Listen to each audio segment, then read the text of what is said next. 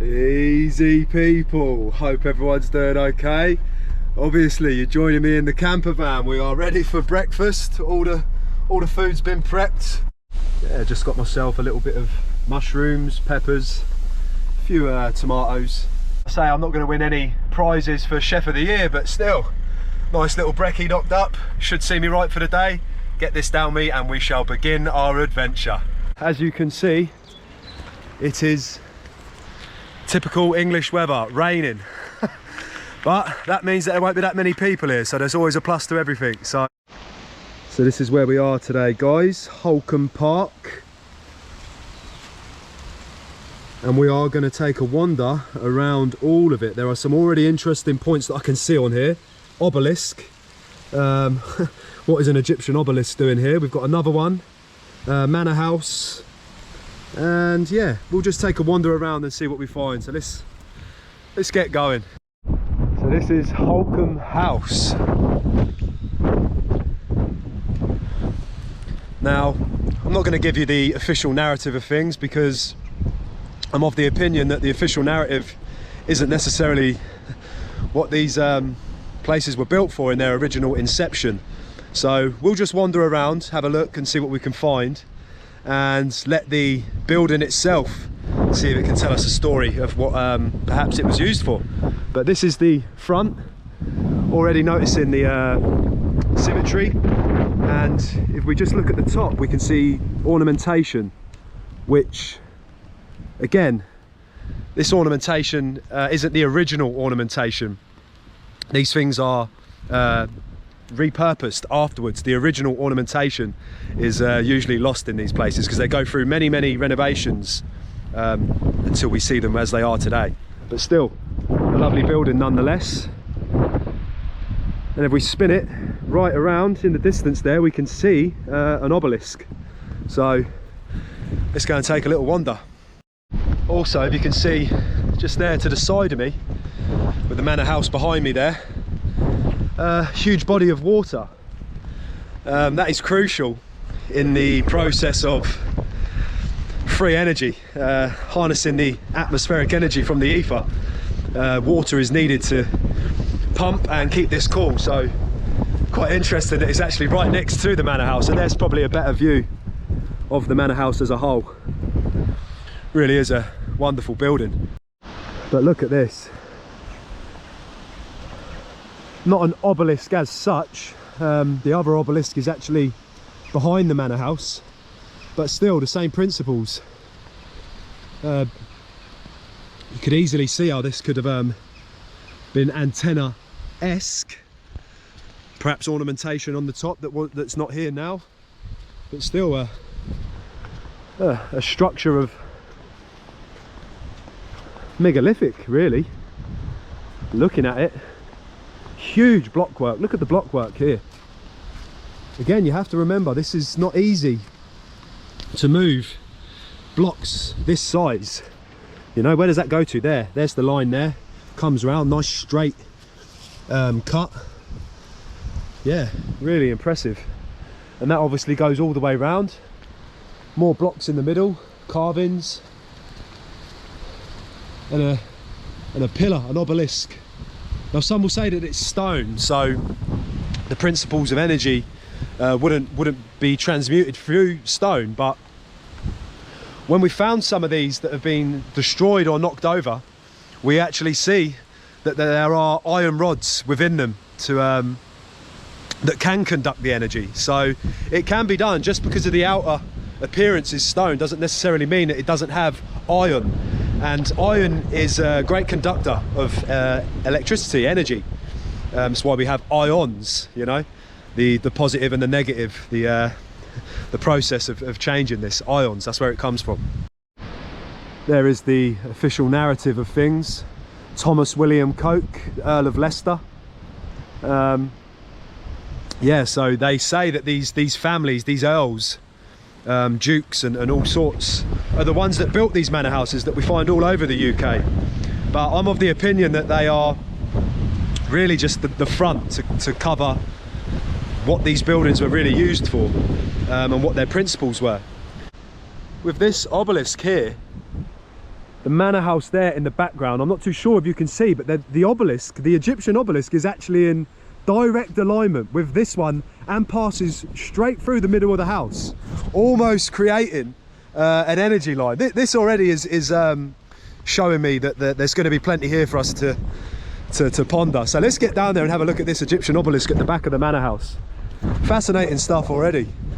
So we're just coming round the back of the manor house now. And as you can tell, the weather is picking up a little bit, but that won't put us off. I'm told it's quite a far walk beyond the obelisk, so I've ditched the flip-flops, left them over there. Hopefully nobody pinches them.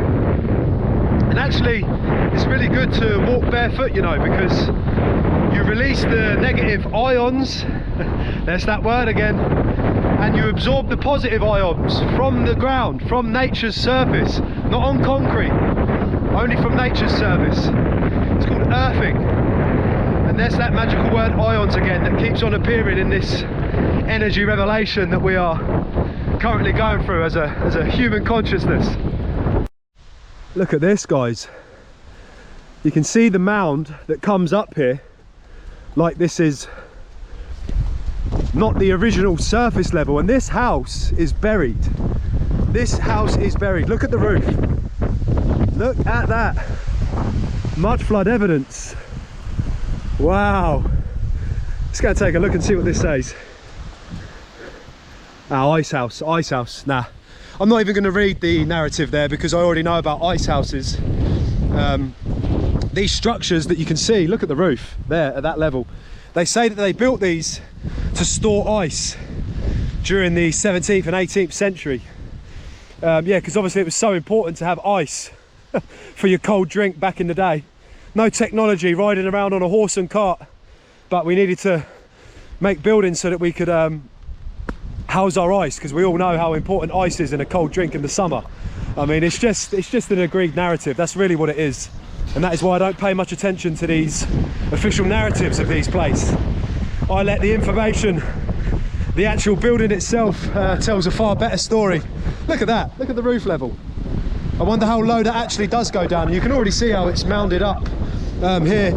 I'm sure we're going to find more evidence of this type of stuff on these grounds. What a fascinating place already.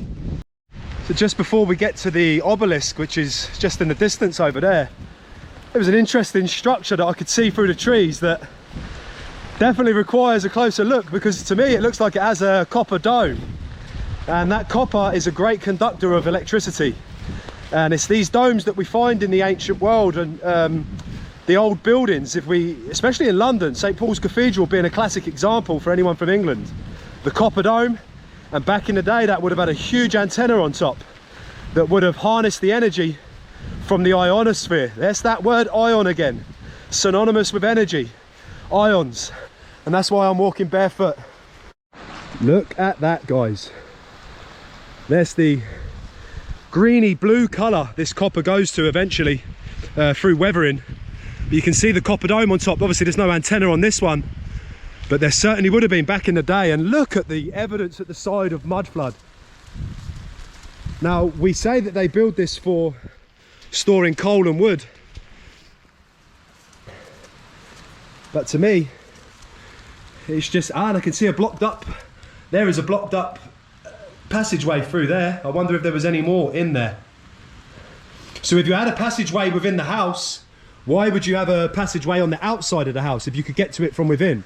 It just seems like a window like this that has been repurposed. That is what I would say that is, because it makes no sense to have an entrance point on the outside when you can get to it from within. Does that make sense? Let's have a little wander around anyway. So one of these back doorways is actually open. It's probably too dark for you to see, but this is what I mean. Look, it's a blocked up passageway. So you can get to this area from within the house. So why would you build a window on the side or an entrance on the side? Why would you do that? You know, doesn't make any sense. I would say that this is lower levels. I wonder if I could actually get in to have a look. Probably not, but we'll give it a try. Now the doorway is locked. There's a couple of other buildings around here. I was talking to one of the keepers up there, and he said to me that there's a church as well. Now I'm hoping when I can get into these buildings that we will see evidence of lower levels, and that is the telltale sign that that this isn't the original first floor, you know? We find this a lot in these old places when we wander around. Check out that, guys. There's an Egyptian obelisk. No two ways about that. And if you look down, it is in exact alignment with the obelisk that is beyond the manor house, and it runs directly through the middle of the manor house. I'm wondering if this is a ley line, if this is an original ley line. Again, look at the blockwork. These are not easy to move around and position into place.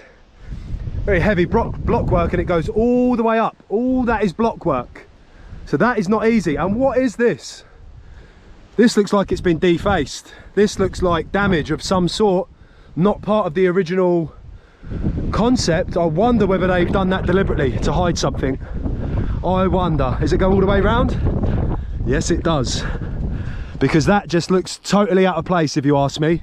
Makes no sense to have that on there. That is not a pattern. That is covering up something in my eyes. But look at the blockwork. Wow. And if you can see right down there, like I say, perfect alignment. Is this an original energy line? The real ley lines?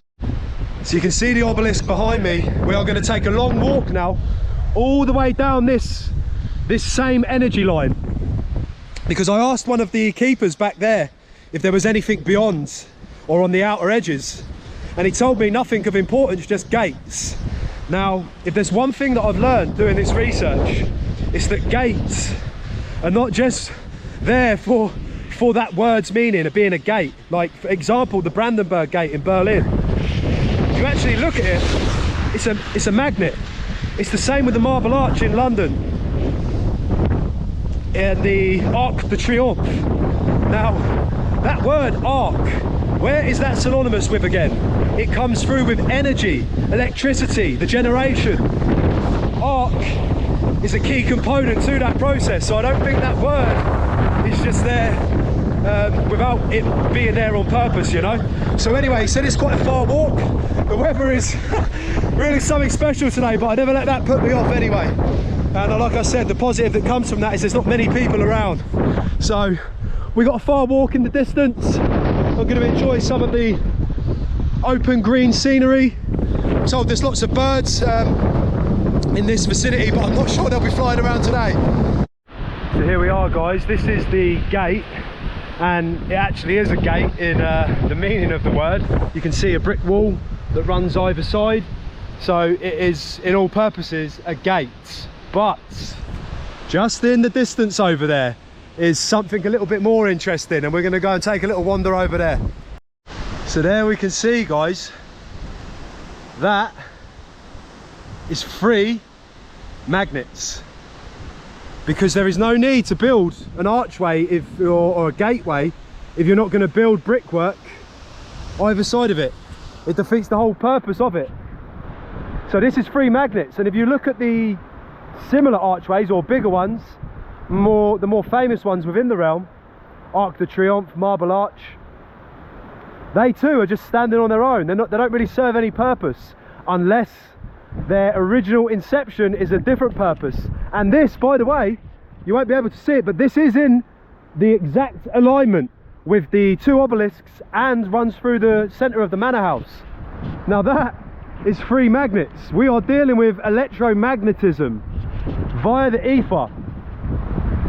How this works in its entirety is still, we are feeling our way through the dark. We are just coming into this awareness, a huge explosion at the moment with this type of stuff. So really fascinating to see the principles and the alignment. And there's actually a couple of other places that run off to the left of the manor house, the waterworks being one of them, the body of water that look man-made. And there's something similar just close by that we're going to get down and have a look. I believe we could find the pump station that would have been used to keep this network running. But isn't it fascinating just to see it there? Look at it now, 3 magnets. Absolutely amazing place down here, by the way. So that is the energy line behind me there, guys, but just off to the side of it, an interesting building. It's private residence now, so we won't be able to go right in and have a look around, but I can see red brickwork, a tall, looks like a furnace of red brick chimney just there, and also just there, that is a repurposed clock tower with ornamentation on the top, and 2 bits of ornamentation on the side of these buildings as well, which again, back in the day, one would suspect would have copper antennas on that would harness the energy through the ether. And a body of water as well, just there next to it. Rather interesting. Yeah, unfortunately, guys, we can't go in there. But as I say, you can see the ornamentation on top of the 2 bigger structures, and in the middle, a clock tower, which I would suspect has been repurposed because of the ornamentation above that. Almost looked like a battery capacitator, you know, with the cylinders running round. Just throwing that out there, could potentially be, but just an interesting structure just off of the side of this energy line that runs all the way down, and that is the obelisk in the distance there. So we're going to check out a few more things along the way. So that is me just now at the back of the manor house there that you can see. We've got a church and a garden just over there in the distance behind this body of water that I suspect would have been used as the pumping station in some capacity, so I'm hoping to find some bits over there. There's also another structure over there in the distance that I'm not entirely too sure what it is. Just lots of random things in this area. It's quite a big place. I mean, that was not a short walk by any stretch of the imagination, but still, when you're walking barefoot on the grass, it doesn't feel like you're walking at all, really. You're just taking it all in. But yeah, so we'll get over there in a minute, guys. I'm just going to go and have a quick bite to eat in the cafe, refresh myself, and we'll continue on with the next part. See you all soon. And I'm delighted to say that my flip-flops are still there. Do you imagine if I had to walk into the cafeteria in a manor house like this, barefoot? The amount of looks you'd get from people. But never mind, nobody took me flip-flops, so that's a good start.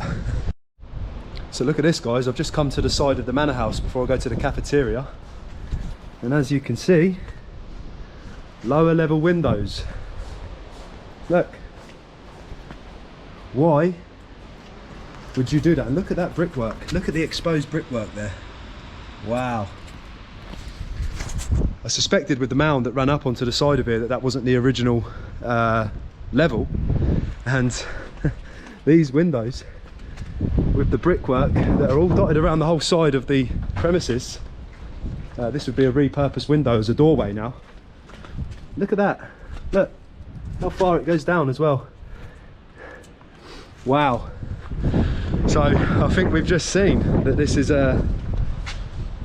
definitely strong evidence of this not being the original level to the building, which is all part of the mud flood. Everywhere we look, we're finding this evidence now, right? Amazing. So we'll start part 2 of the video now, guys. Sun's come out as well for us. As you can see, this body of water just here in the background of the manor house here, this body of water is actually man-made. It is not a natural body of water, as you can tell by the curvatures that come round. And if you see, we're going to walk just here, there's a stepway which sort of controls the flow of the water, and it comes from over here where I suspect was the pumping stations that would have been used to carry, as I say, this is the energy line right here. You can see the manor house just in the background. The first obelisk is up here and the second one is just there, so that's the energy line that runs that way, and this man-made body of water would have been used to cool that process of the energy line. So this is an interesting step here, but you can see where the birds are just sat on. It would be to control the flow of the water so it's not obviously gushing around coming from this section over here. So we'll go over and have a look at the pump anyway, but let's just have a look at the step part here. So There you go, you can see that. And this body of water goes all the way around to that point, and just there you can see the obelisk just standing up, and like I say, the manor house is just right there. So let's go and walk round to the gardens.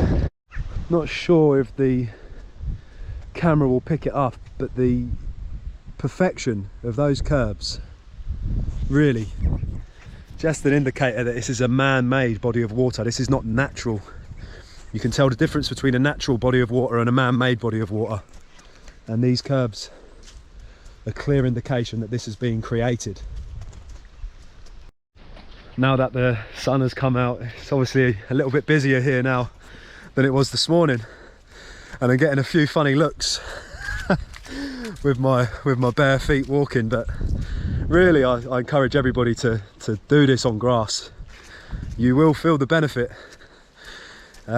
Really is a great thing to earth yourself into the earth's resonance. Look at that, that is just typical, eh? We start recording for part 2. It's been sunny since I've been in that cafeteria. I was in there for about an hour. I come outside, you guessed it, it's starting to rain again. And for those who aren't from the UK, this is very normal, we get used to it. English weather, we love it. Look at this, guys. First entrance over to where we're looking. Have a wall that is buried this side. I'm not entirely too sure why you would build a wall up against grass like that unless the mud level has come up, but it's like that all the way round. So we'll go through and have a closer look on the other side. So yeah, as I was saying, this is the other side of the gate. You can see, why would you build a wall when the grass level is up there, unless this has been added? The same this side. That outer wall makes absolutely no sense whatsoever unless the ground level has changed at some point after it was first created. Now, this is very interesting. It's called the walled garden.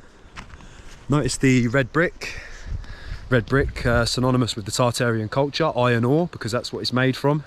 There's that word ion again, ions. You can also find the beige bricks as well. The old school beige bricks is made from the iron ore, but the red one's probably more prominent, where we see it more often. But the beige one is certainly of the same concept. But look at the size of this wall. This is huge, and obviously this goes all the way round. And this is called the walled garden. Now I'm gonna say already, without even going in there, that I believe that the garden has been repurposed.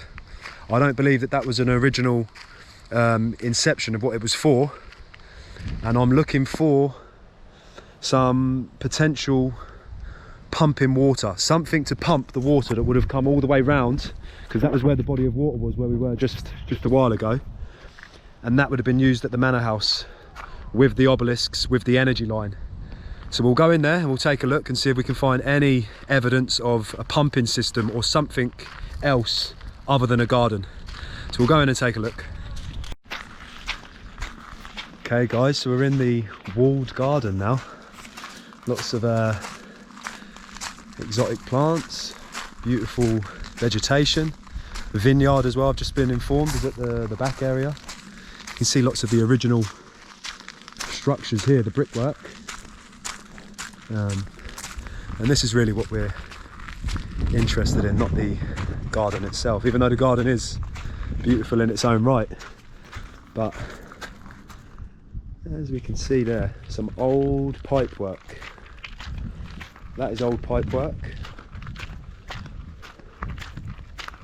That's a lower level perhaps, not quite, but still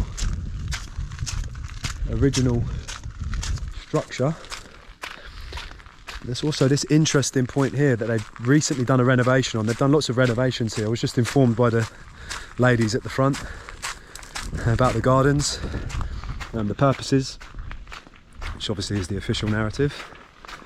But yeah, it's a bell, and we can see some ornamentation on top which has been renovated. That is not the original bell, and that isn't the original ornamentation on top of there, so it would have been great to see what it would have looked like. But again, more pipes running all through here. It'd be great to know if these were original, if this is what they were here from the beginning. But we'll wander around and see if we can find anything. Okay guys, we found something very interesting indeed. You can see this base level. Can you see that? Look.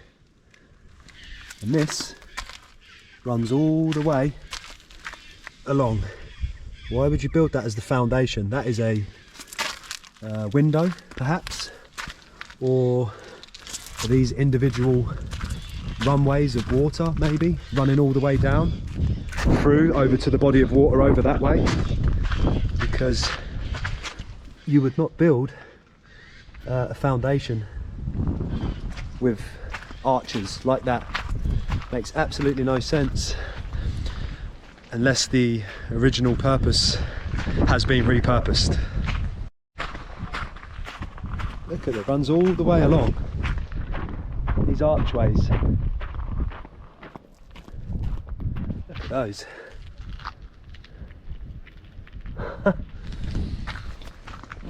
That clearly is not the foundation level.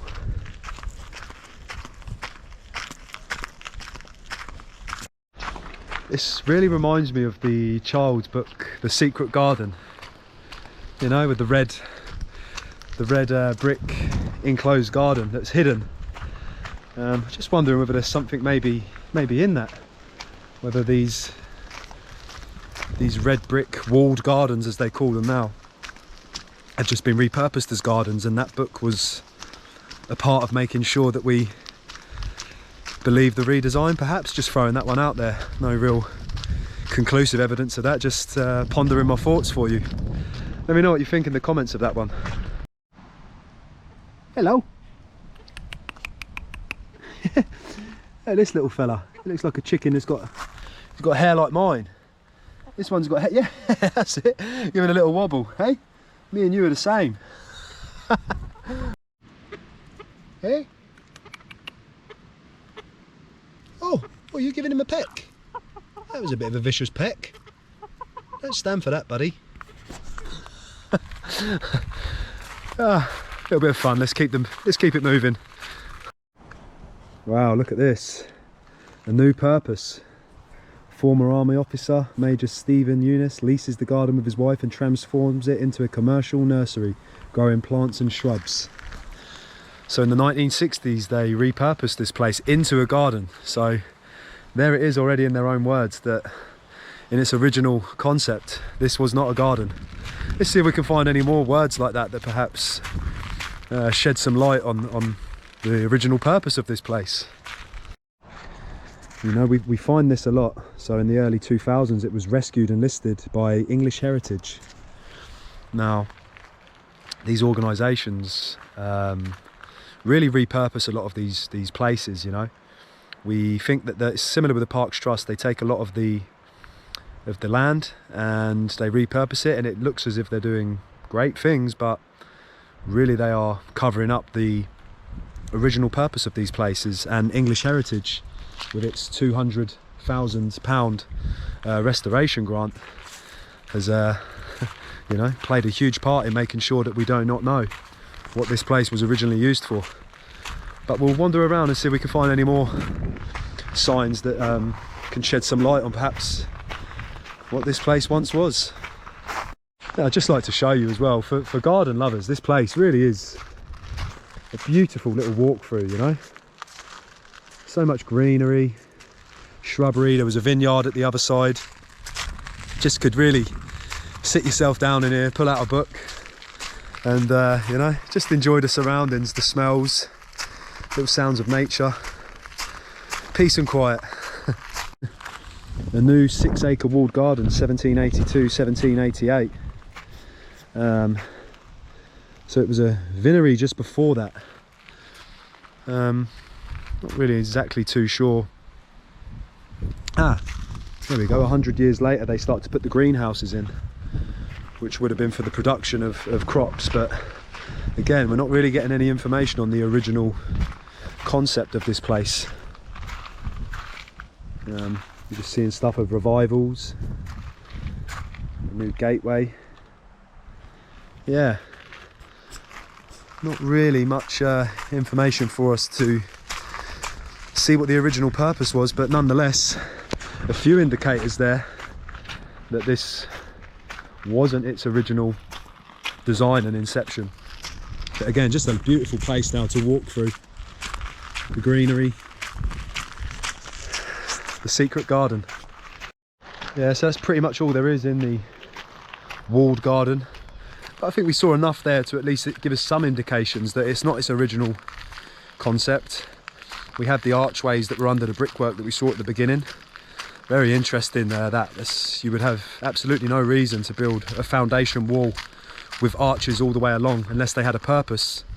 And one would suspect that that isn't the original ground level, because you just wouldn't put arches at ground level like that, like I say, unless there was another purpose. So we'll go and take a wander around now to the church, which is just at the back here. Lots of ornamentation on the top. I have no doubt that we'll find some interesting things there as well, like we have everywhere we've walked around this wonderful stately manor home. So let's move on to the next place, guys.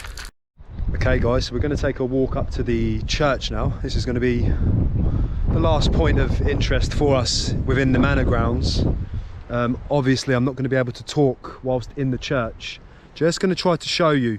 I'm looking for lower levels and any indication within the church itself, perhaps having ornamentation on top, these kind of things. If I can speak when we're around there, I will, but obviously it's not really the place to be pointing cameras and talking into it about you know, certain things. So we'll go up there, we'll have a look, and we'll just try to point the camera in the right direction, and then maybe I can give you a few words as we're coming away from there. So we'll take a little wander up there now. So just to give a little bit of perspective, guys, of where we are.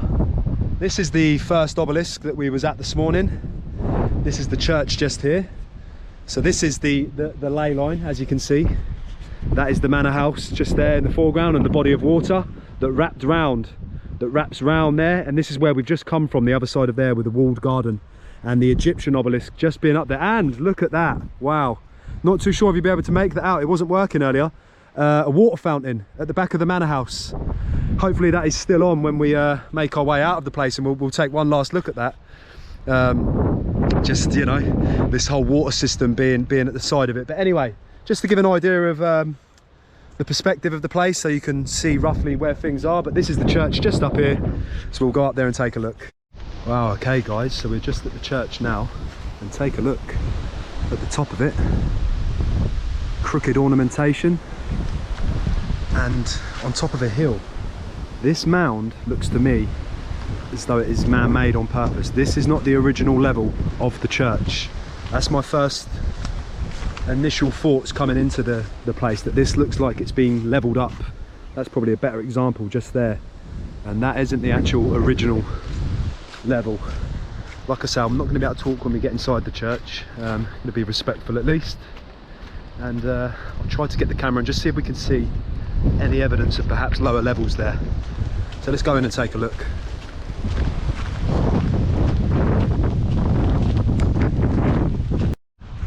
So this is just the outer casing level, but if you look down below that at the original, it's the red brick.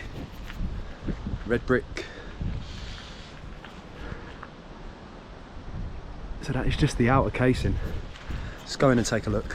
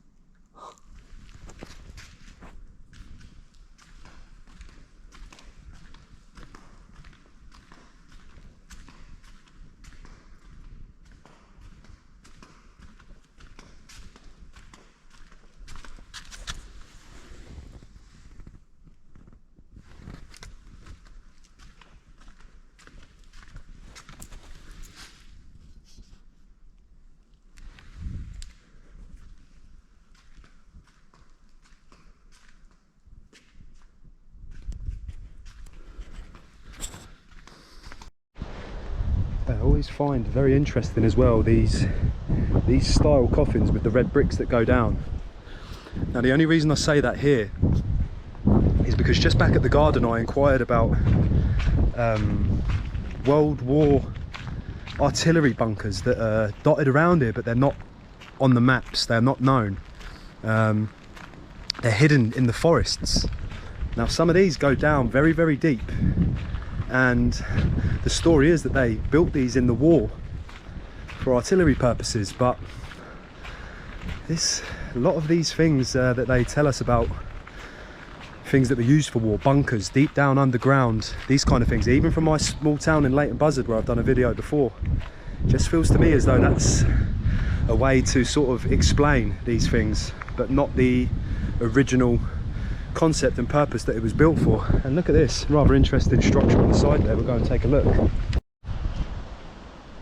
I'm not entirely too sure what this is on the side, but here we can see what I mean about this mound being pushed up to it. As we saw when we was inside, there are lower levels. They are covered now. You couldn't really tell probably on the camera, but I could see that goes down. That goes down quite far. Now I would suggest that there are lower levels to this church, and this mound is just really what's covered up the original doorway, perhaps like at the manor house where we saw with the windows and the run up to the manor house. It feels to me as though this has had some sort of a mud flood at a time. Again, another one of these coffins with the bricks. Now I might be wrong with these, I'm just bouncing ideas on these kind of things.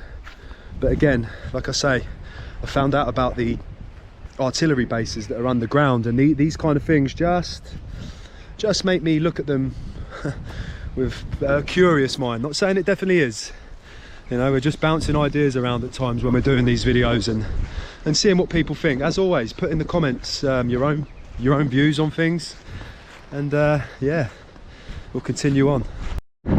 So guys, as we take our wander back down to the manor house to finish up, what do you think about the concept of this perhaps being an old world power station with the obelisks, the water system, the temples with the copper domes, the batteries at the other end, the arch, and even the church there, just adding to the overall picture of things here? I would say that there's very strong evidence to suggest that Holkham House was one of those old world power stations, harnessing the electromagnetic energy from the ionosphere. That's that word again, ions.